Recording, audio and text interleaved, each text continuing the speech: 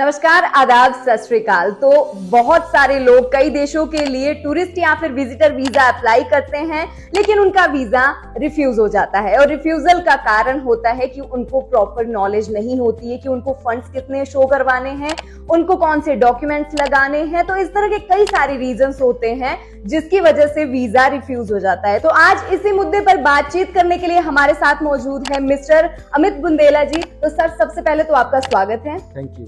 Sir, सबसे पहले मैं आपसे यही जानना चाहूंगी कि जो वीजा रिफ्यूजल आते हैं उसके पीछे रीजन क्या होता है, क्योंकि मैंने आपके पेज पर देखा है, आपका चाहे इंस्टाग्राम हो या फिर यूट्यूब हो, उसमें देखा गया है कि आप पे बहुत सारे विजिटर वीजा लगते हैं। तो उसके पीछे सक्सेस का राज क्या है? देखिए, सबसे पहले तो समझने वाली बात यह है कि इंडियन को वेस्टर्न कंट्री का वीजा आसानी से नहीं मिलता। कल ही मेरी बात हो रही थी किसी से, उसके फादर कर्नल थे, रिटायर्ड कर्नल थे, पर उनका भी वीजा रिफ्यूज हो गया। उसका रीजन क्या लग के आ गया, उन्होंने जो आइटनरी बनाई थी वो 2 महीने की बना दी, यानी कि 2 महीना उन्होंने घूमने जाना था यूरोप।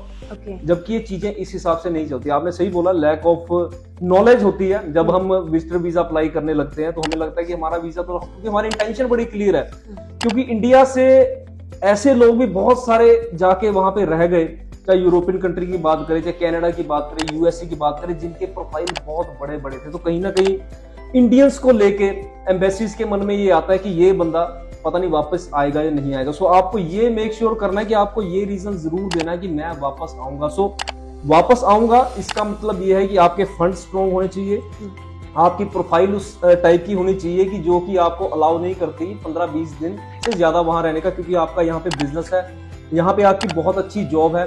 इन सब के बगैर आपको वीजा तभी मिल सकता है जबकि पॉलिटिकल विल हो उस कंट्री की आपको वीजा देने की। जैसे कि हम कनाडा के बारे में देखते हैं, कनाडा आज थोड़ी लो प्रोफाइल पे भी वीजा दे रहा है। अगर हम हमारे सोशल मीडिया पेज पे देखेंगे तो शॉपकीपर को भी वीजा मिलता है, उसमें 30-40 हजार की जॉब कर रहे हैं आपको तब भी वीजा मिलता है। एक स्टूडेंट जो कि कोई भी काम नहीं कर रहा, अपने फादर के या मदर के प्रोफाइल के बेस पर भी वीजा ले रहा है। तो 2 ही रीजन से आपको वीजा मिलता है। पहला तो आपकी प्रोफाइल बहुत अच्छी है, दूसरे कंट्री जहां पे आपने जाना उसको लगता है कि ये लौट कर आएगा, वो आपने प्रूव करना है।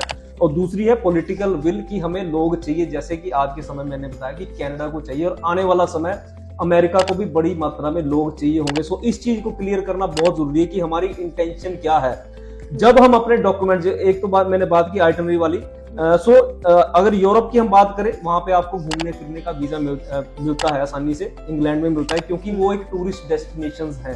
तो वहां पे आप होटल बुकिंग के ऊपर भी वीजा लगा सकते हैं।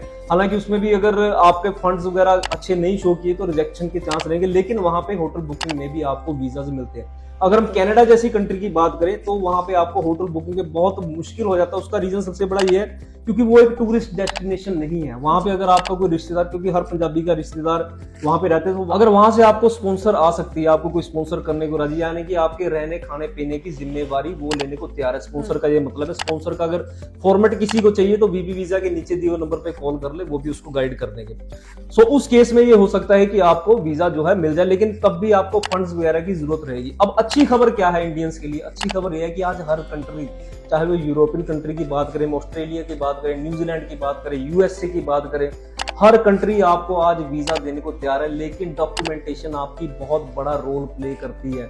इसमें आपके एजुकेशन के डॉक्यूमेंट्स नहीं लगेंगे, क्योंकि बहुत सारे, खासकर पंजाब में लोगों को ये वहम है कि मेरी तो एजुकेशन ही नहीं, मेरे को वीजा कैसे मिल सकता। तो इसमें एजुकेशन के डॉक्यूमेंट्स बिल्कुल भी आपको रिक्वायर्ड नहीं होते। इसमें आपके फाइनेंशियल डॉक्यूमेंट्स रिक्वायर होते हैं। तो फाइनेंशियल डॉक्यूमेंट्स में बहुत सारी चीजें आ जाती हैं, जिसमें मैंने पहले भी बताया। आपके जॉब या फिर बिजनेस, जॉब या बिजनेस सिर्फ एक पेपर नहीं चाहिए आपको, उसमें बहुत सारे पेपर्स होते हैं। सो उसके लिए आपको अच्छे कंसल्टेंट से कंसल्ट करना पड़ेगा कि क्या क्या पेपर चाहिए। उसके अलावा अगर जैसे आपके फाइनेंशियल है, आप जरूरी नहीं है कि आज आपके फाइनेंशियल, आपके पास 2 लाख है उसके बीजा लगा आप अप्लाई कर दो। अच्छे फाइनेंसिस चाहिए, उसके लिए आप थोड़ा टाइम ले लीजिए, उसमें एक्स्ट्रा मनी डाल के 8-10 लाख रुपए अगर एक बंदा जाता है तो मिनिमम चाहिए होते हैं। सो इस हिसाब से चीजें मैनेज की जा सकती है। लेकिन अच्छा कंसल्टेंट अगर आपका होगा तो आज के समय में कोई भी, मेरे को लगता नहीं ऐसी कंट्री है जो कि इंडियंस को विजिटर वीजा या फिर टूरिस्ट वीजा पे वेलकम नहीं करता है।